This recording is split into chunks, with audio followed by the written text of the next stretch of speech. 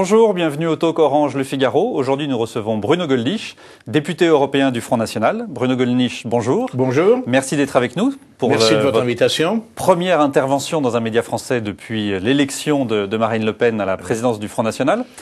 Avant d'aborder les sujets politiques, peut-être quelques mots sur le Japon, puisque vous êtes professeur, vous avez enseigné la langue japonaise, vous êtes marié à une japonaise. Quelles sont les nouvelles que vous avez pu avoir, vous, du Japon, après la triple catastrophe qu'il a vécue, tremblement de terre, tsunami et maintenant menace nucléaire? Nous avons des nouvelles de membres de notre famille qui, heureusement, habitent beaucoup plus au sud, dans l'île de Shikoku principalement. Un neveu et une nièce de mon épouse à Tokyo, mais qui n'ont pas eu de dommages corporels. Mais nous n'avons pas beaucoup plus de nouvelles que ce que donnent les agences de presse autorisées, que la communication que nous suivons par satellite des autorités japonaises. C'est un drame absolument affreux.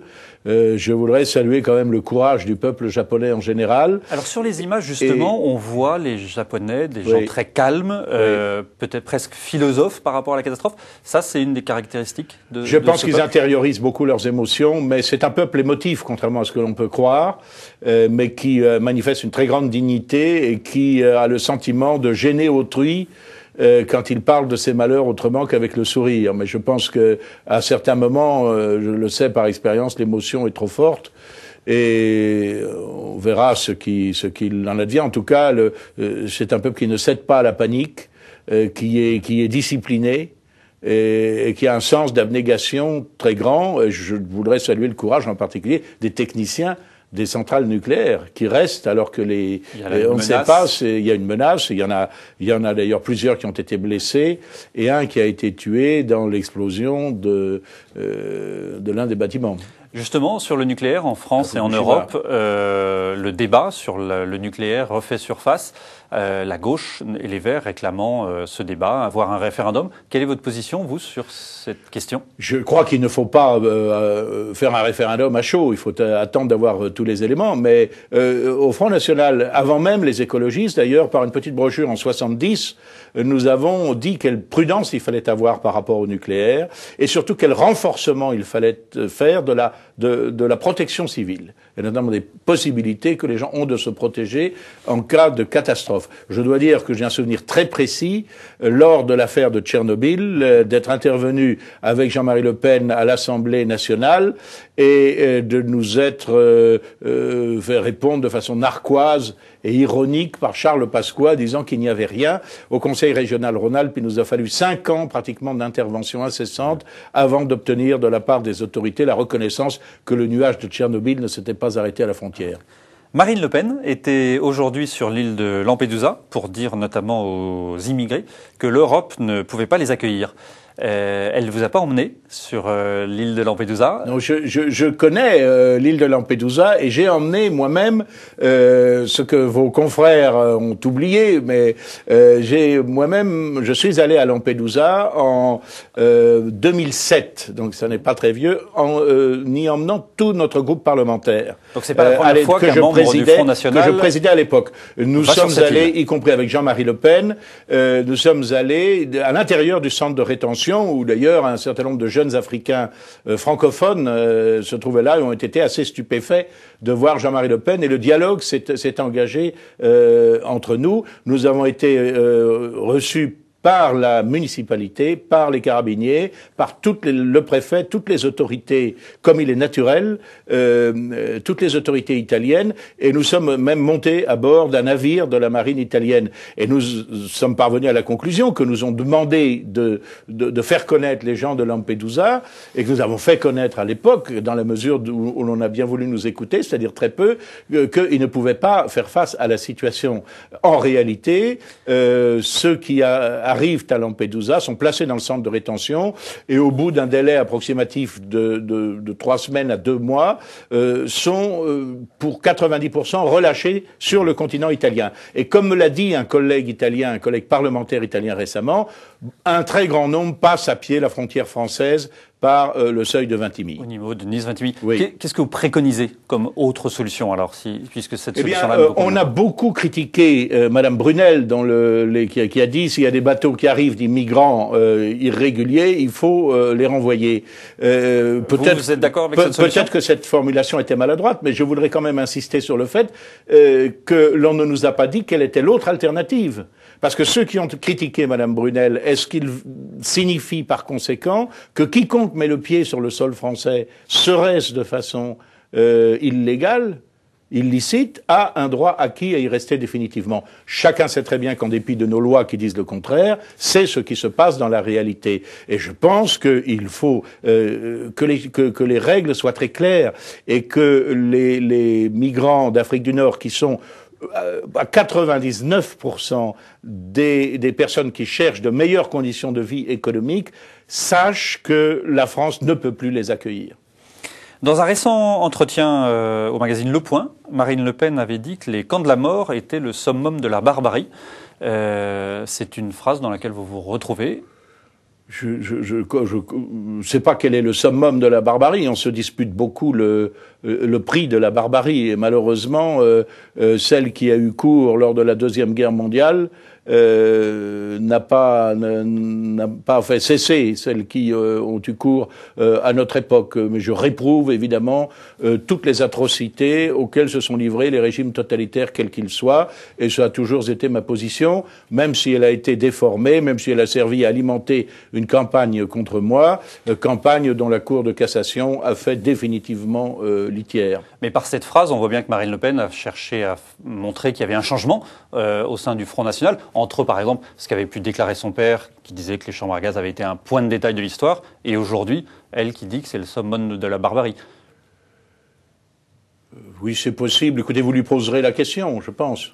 Vous préférez le Front National version Marine ou le Front National version Jean-Marie? Non, je ne crois pas devoir choisir.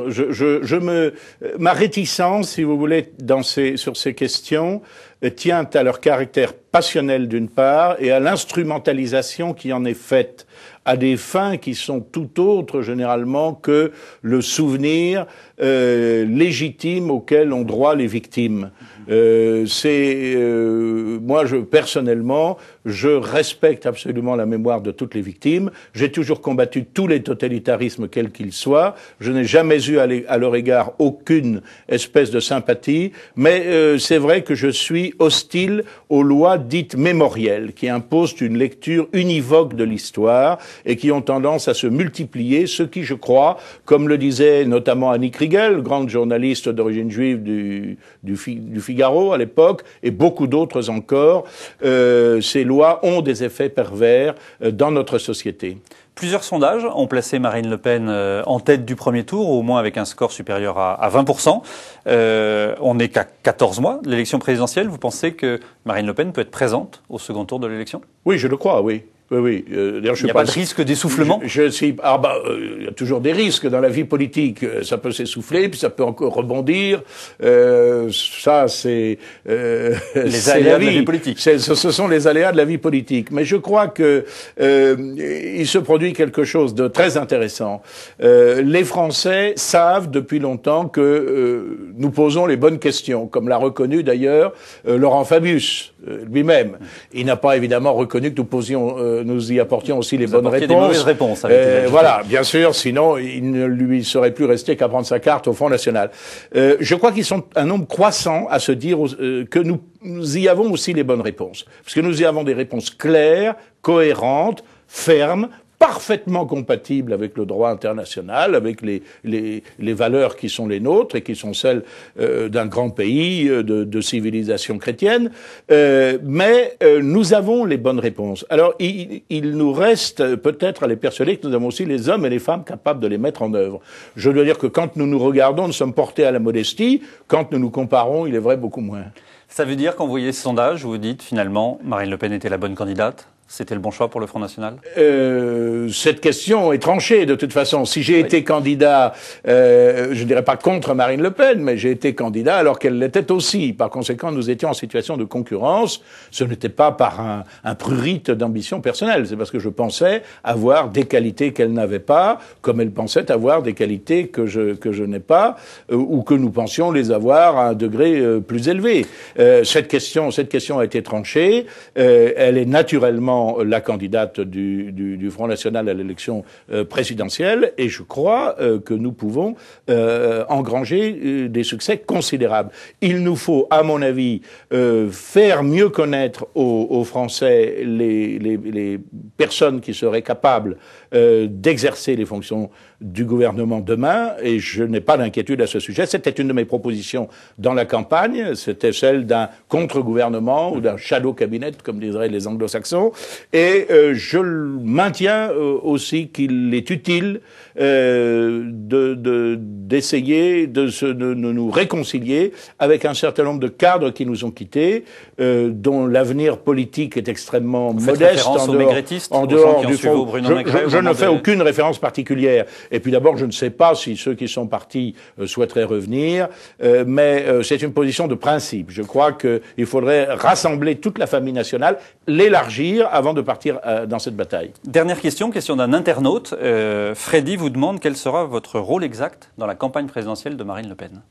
Je ferai campagne, parce que la campagne de Marine Le Pen est aussi la campagne du Front National. À l'heure actuelle, je ne suis pas moi-même candidat au cantonal, puisque je suis à la fois député européen et conseiller régional, mais je vais dans divers endroits, dans ma région en Rhône-Alpes, dans le Midi récemment, pour soutenir nos candidats à l'élection cantonale. Ce sera en grande partie à la nouvelle présidente de le dire. Je pense que dans une campagne présidentielle, on a besoin d'une surface internationale à laquelle je crois pouvoir contribuer, compte tenu de mon expérience et compte tenu des relations que j'ai d'autre part. Bruno Gollnisch, merci d'avoir répondu à nos questions. Merci à vous. À demain pour un nouveau talk.